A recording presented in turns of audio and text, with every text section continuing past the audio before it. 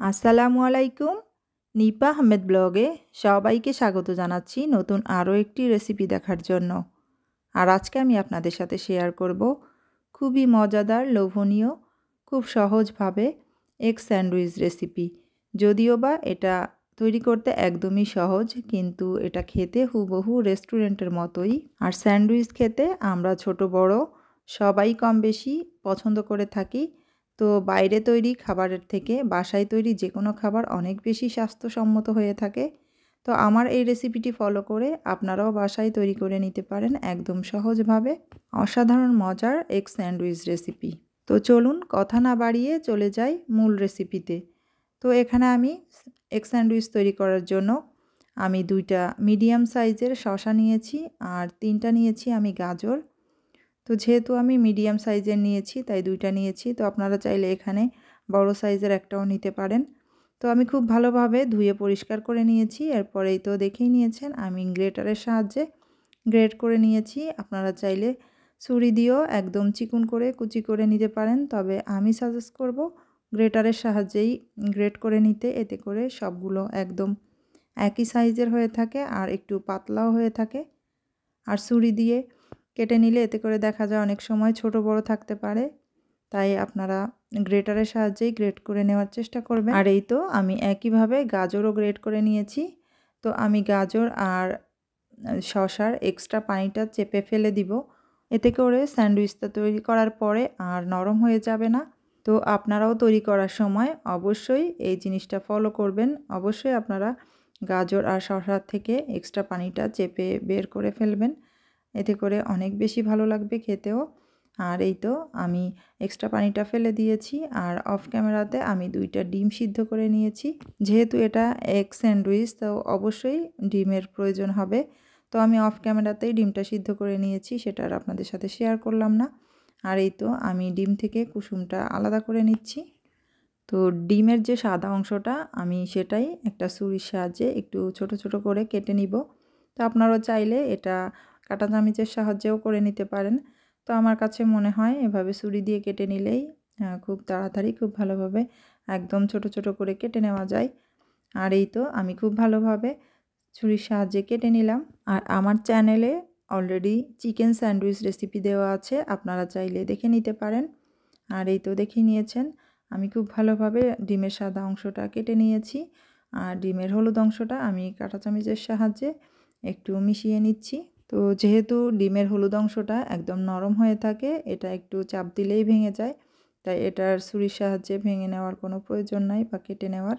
আর এই তো আমি খুব ভালোভাবে সব কিছু একটু মিক্সড করে নিচ্ছি। তো সব উপকরণগুলো খুব ভালোভাবে মিশিয়ে নিতে হবে। এরপরে এখানে আমি বাকি অন্য উপকরণগুলো দিয়ে দিব। তো এখানে আমি গোলমরিচের গুঁড়া দিয়ে দিচ্ছি। তো আপনারা অবশ্যই পরিমাণ অনুযায়ী গোলমরিচের গুঁড়াটা ব্যবহার করবেন। আমি এখানে আধা টেবিল চামচ পরিমাণ ব্যবহার করছি। আর আপনারা চাইলে এখানে সাদা গোলমরিচের গুঁড়াটাও ব্যবহার করতে পারেন। তো আমি কালোটাই ব্যবহার করছি, কোনো সমস্যা নাই, যে কোনো একটা দিলেই হবে। আর তারপর এখানে আমি ব্যবহার করছি আধা চা চামচ পরিমাণ লেবুর রস। অবশ্যই লেবুর রসটা একটু বুঝে দিতে হবে, বেশি দেওয়া যাবে না, এতে করে টক হয়ে যাবে। আর এই লেবুর রসটা ব্যবহার করলেই ডিমের যে একটা বাজে স্মেল আছে সেটা চলে যাবে। ডিমের বাজে গন্ধটা চলে যাওয়ার জন্যই এখানে আমি লেবুর রস ব্যবহার করলাম। আর এখানে আমি উঁচু উঁচু করে 1 চা চামচের মতোই আমি টমেটো কেচাপ দিয়েছি। আর এখানে পরিমাণ মতো আমি দিয়ে দিচ্ছি মেয়োনিজে। তো মেয়োনিজেটা অবশ্যই পরিমাণ মতো দিতে হবে। এটা মিক্সড করার পরে এটা আঠালো টাইপের হবে, সেটা বুঝেই এখানে মেয়োনিজটা ব্যবহার করতে হবে। আর টমেটো কেচাপের পরিমাণ খুব বেশি দিলে এতে করে টক হয়ে যায়, খেতে ভালো লাগে না। তো মেয়োনিজটা দেওয়ার পরে সমস্ত উপকরণগুলো খুব ভালোভাবে একসঙ্গে মিক্সড করে নিতে হবে। তো ডিম দিয়ে অনেকভাবেই স্যান্ডউইচ তৈরি করা যায়, তো এটাই আমার কাছে সবথেকে সহজ মনে হয়, তাই সেটাই আপনাদের সঙ্গে শেয়ার করছি।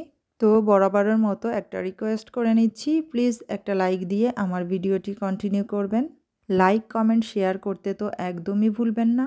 আর আমার রেসিপিটি যদি আপনাদের ভালো লেগে যায় তাহলে অবশ্যই আমার এই ছোট্ট চ্যানেলটি সাবস্ক্রাইব করে আমার চ্যানেলের পাশেই থেকে যাবেন। পাশে থাকা বেল বাটনটি অল অপশনে প্রেস করে দিবেন, এতে করে আমি যে কোনো ভিডিও আপলোড দিলে সাথে সাথে নোটিফিকেশন আপনার কাছে পৌঁছে যাবে। আর অলরেডি যারা এই কাজগুলো করেছেন তাদেরকে অসংখ্য অসংখ্য ধন্যবাদ। আর এই তো স্যান্ডউইচ তৈরি করার জন্য যেটা লাগবে সেটা হচ্ছে ব্রেড। তো এখানে আমি সাদা ব্রেড নিয়েছি, আপনারা চাইলে ব্রাউন কালারের ব্রেডটাও নিতে পারেন। তো আমি ব্রেডটা নিয়ে 4 সাইড থেকে এই তো ছুরির সাহায্যে কেটে নিচ্ছি।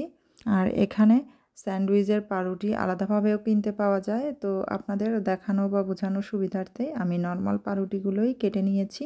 তো আমি স্যান্ডউইচের ভিতরে দেওয়ার জন্য যে মিশ্রণটি রেডি করে রেখেছিলাম সেখান থেকেই এখানে ব্রেডের উপরে আমি কাঁটা চামচের সাহায্যে চারিদিকে ছড়িয়ে দিচ্ছি। এটা তো আপনারা দেখেই বুঝতে পারছেন। তো আপনারা এগ স্প্রেডটা যে যেমন খেতে পছন্দ করেন সেভাবেই দিয়ে নিতে পারেন, কম বা বেশি যার যেমন পছন্দ। আমি আমার পছন্দ অনুযায়ী খুব ভালোভাবে পাউরুটির ভিতরে এই তো খুব ভালোভাবে আমি ছড়িয়ে দিচ্ছি চারিদিকে। আর আমি কিন্তু এই মিশ্রণটি তৈরি করার সময় এখানে কোনো চিনিও ব্যবহার করিনি, কোনো লবণও ব্যবহার করিনি। এমনিতেই তো টমেটো কেচাপ একটু টক হয়ে থাকে, আর তারপরে মেয়োনিজের ভিতরেও লবণ বা আপনার টকের পরিমাণটা থাকে, তাই এখানে কোনো চিনি বা লবণ ব্যবহার করার কোনোই প্রয়োজন নেই। আর এই তো এগ স্প্রেডটা দিয়ে আমি অন্য আরেকটা পাউরুটি উপরে দিয়ে দিলাম। তো হাত দিয়ে একটু চেপে নিতে হবে, তারপরে স্যান্ডউইচের শেপে আমি খুব ভালোভাবে কোনাকানিভাবেই কেটে নিচ্ছি। আর এই তো ব্রেডটা কোনাকুনিভাবে কেটে নিলেই খুবই মজাদার লোভনীয় এই স্যান্ডউইচটা তৈরি করা হয়ে যাবে। আর এই তো আপনারা তো দেখেই নিয়েছেন এটা দেখতে কতটা লোভনীয় হয়েছে, খেতেও মাশাআল্লাহ অসাধারণ। তো আমি রিকোয়েস্ট করব আপনারা অবশ্যই আমার এই রেসিপিটি ফলো করে বাসায় তৈরি করে দেখতে পারেন। ইনশাআল্লাহ নিরাশ হবেন না, অনেক বেশি মজা হবে। তবে অবশ্যই উপকরণগুলো সঠিকভাবে দিতে হবে। আর এই তো আপনাদের বোঝানো বা দেখানোর সুবিধার্থে আমি আরও একটা স্যান্ডউইচ তৈরি করে দেখাচ্ছি। একইভাবে আমি 2টা ব্রেড নিয়েছি, তারপরে এখানে এই তো এগের যে স্প্রেডটা এটা আমি খুব সুন্দরভাবে ছড়িয়ে দিচ্ছি। তো দোকান বা রেস্টুরেন্ট থেকে অনেক দাম দিয়ে এভাবে না কিনে আপনারা চাইলে খুবই সহজভাবে বাসায় এই স্বাস্থ্যসম্মত এই স্যান্ডউইচগুলো তৈরি করে নিতে পারেন। আর এই স্যান্ডউইচটা আমার বাচ্চারা অনেক বেশি পছন্দ করে। তো এই স্যান্ডউইচটা তৈরি করে আপনারা চাইলে বাচ্চাদের টিফিনেও দিতে পারেন, বিকালের নাস্তায়ও রাখতে পারেন, মেহমানদারিতেও সার্ভ করতে পারেন। তো একইভাবে আমি আরও একটা স্যান্ডউইচ আপনাদেরকে দেখিয়ে দিলাম। তো একইভাবে আমি এখানে 2টা ব্রেড নিয়েছি, ব্রেডের উপরে আমি এগ স্প্রেডটা ছড়িয়ে দিয়েছি, তারপরে আরও একটা ব্রেড দিয়ে হাত দিয়ে একটু চেপে নিয়েছি। তারপর এই তো দেখতেই পেয়েছেন আমি স্যান্ডউইচের শেপে কোনাকুনিভাবে খুব ভালোভাবে কেটে নিয়েছি। তো দুর্দান্ত স্বাদের এই স্যান্ডউইচ আপনারা চাইলে বাসায় তৈরি করে নিতে পারেন। আর আমি এই তো কিছু স্যান্ডউইচ একটু র্যাপকিন পেপার দিয়ে মুড়িয়ে নিয়েছি, এতে করে বাচ্চাদের টিফিনে দিতে অনেক বেশি সুবিধা হবে। তো আপনারা অবশ্যই স্যান্ডউইচগুলো একটা বক্সে সুন্দরভাবে নর্মাল ফ্রিজে রেখে 2 দিন খেতে পারবেন, একটুও নষ্ট হবে না।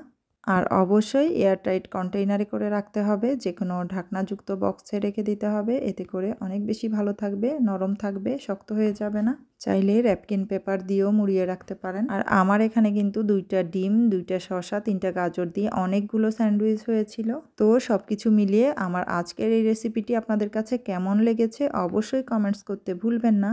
আর এই স্যান্ডউইচটা দেখতে যেমন লোভনীয় হয়েছে, খেতেও মাশাআল্লাহ অসাধারণ মজা হয়েছিল। তো আপনারা আশা করছি একবার হলেও ট্রাই করবেন। আর আমার এমন সুন্দর সুন্দর রেসিপি বা সুন্দর সুন্দর ব্লগ ভিডিও দেখতে হলে অবশ্যই আপনাকে সাবস্ক্রাইব করতে হবে নিপা আহমেদ ব্লগ। আর আমার কথার মাঝের ভুল ত্রুটিগুলো অবশ্যই ক্ষমা সুন্দর দৃষ্টিতে দেখবেন। তো আর কথা বাড়াবো না, আবারও নতুন কোনো রেসিপি, নতুন কোনো ভিডিও নিয়ে আপনাদের সামনে চলে আসব। আর প্রতিনিয়ত আমার যেসব আপু ভাইয়ারা আমাকে অনেক বেশি সাপোর্ট করে যাচ্ছেন তাদেরকে আমার পক্ষ থেকে অসংখ্য অসংখ্য ধন্যবাদ। অনেক বেশি দোয়া আর ভালোবাসা সকলের পরিবারের জন্য। তো সকলের পরিবারের সুস্থতা কামনা করে আজকের মতো বিদায় নিচ্ছি। সবাই অনেক অনেক বেশি ভালো থাকবেন, সুস্থ থাকবেন। আল্লাহ হাফেজ, আসসালামু আলাইকুম।